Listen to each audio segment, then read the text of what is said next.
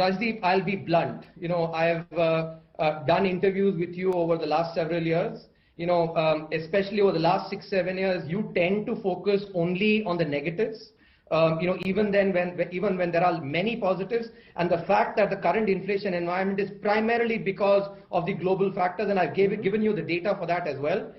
Yet you are continuing to basically just mention the same point. I think you have to be very, very careful in making sure that our viewers get the right impression that inflation is primarily because of global factors. You feel I am wrong only looking at the bad news. Please give me the good news. First, will you at least concede that the bad news also needs to be looked at? And I'm happy to listen to the good news also from you about the economy. Yeah, and let me then compare actually with a time when you actually used to look at the positives far more. During the global financial crisis, the rupee depreciated by 56%. We had inflation that was basically in the double digits for 18 months, and this was retail inflation. We had a fiscal deficit that was 2.5 times that of the rest of the peer economies. We had a current account deficit that was close to 6%. We were part of the fragile five. In contrast, what have we basically delivered here?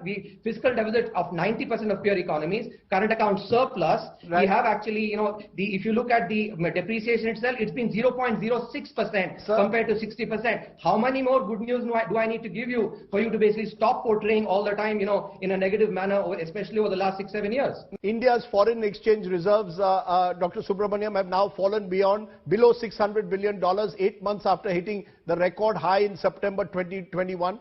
People are, FIs are withdrawing money. Should I not be worried as an observer? I will again actually emphasize how you are picking up the data. Instead of emphasizing the fact that our foreign exchange reserves reached a record level, you are basically saying, oh, they have declined compared to a record level. The fact that even now we're so comfortable on our foreign exchange reserves is something that you're not mentioning, which is basically part of the trend of what I've observed.